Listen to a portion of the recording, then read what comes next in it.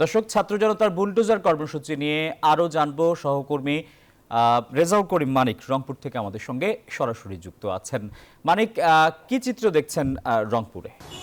আসিফ টিপু, সকাল থেকে আমরা রয়েছি রংপুর নগরীর অর্থাৎ ডিসির মোড় এবং বেগম রোকেয়া কলেজ এবং কারমাইকেল কলেজ চত্বরে। আপনারা জানেন যে ফেসিবাদের যে চিহ্ন সেটি কিন্তু মুছে দিয়েছে ছাত্র জনতা। গত রাতে পূর্ব ঘোষিত কর্মসূচি অনুযায়ী, অর্থাৎ বুলডোজার যে কর্মসূচি, সেই বুলডোজার কর্মসূচির অনুযায়ী আপনারা জানেন যে রংপুরের বেগম রোকেয়া বিশ্ববিদ্যালয়ের বঙ্গবন্ধুর মুরাল এবং শেখ হাসিনার যে অর্থাৎ যে বাণী সম্বলিত যে লেখাগুলো ছিল সেগুলো মুছে দিয়েছে। এছাড়া রংপুর নগরীর ডিসির মোড়ে যে বঙ্গবন্ধু মুরাল ছিল এটিও কিন্তু বুলডোজার দিয়ে অর্থাৎ একবারে ধ্বংস করে দিয়েছে। আপনি দেখতে পাচ্ছেন সেটি ক্যামেরার চোখে। পাশাপাশি কারমাইকেল কলেজে বঙ্গবন্ধুর মুরালও বুলডোজার দিয়ে ঘুরিয়ে দেওয়া হয়েছে।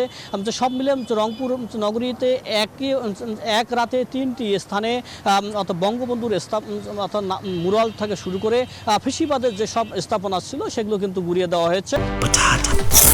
বাছাই করা আলু আর স্পাইসি সিজনিং এ প্রাণ পোটাটা চিপস নাকি বিস্কিট খেয়ে বোঝে নাও।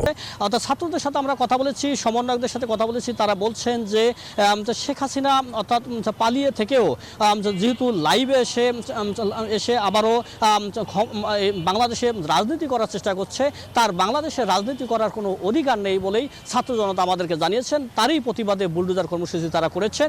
এই প্রেক্ষিতে কিন্তু রংপুরে এই কর্মসূচি চালানো হচ্ছে। রোকেয়া বিশ্ববিদ্যালয়ে 2টি হলে, অর্থাৎ বঙ্গবন্ধু হল এবং শেখ ফজিলাতুন্নেসা মুজিব হলের কিন্তু ভাঙচুর চালানো হচ্ছে এবং সেখানে নাম ফলক মুছে দেওয়া হচ্ছে এবং সেখানে তারা কিন্তু বলছেন যে যেখানে অর্থাৎ এই কর্মসূচিগুলো চালানো হচ্ছে, এই কর্মসূচিগুলোতে আসলে পরবর্তীতে তারা কিন্তু বিভিন্ন নাম কিন্তু দেবে, মুক্তমঞ্চ থেকে শুরু করে অন্য নামগুলো তারা দিবে বলে আমরা জানতে পেরেছি। এই ছিল আমার কাছে রংপুর থেকে সর্বশেষ আসিফ টিপু।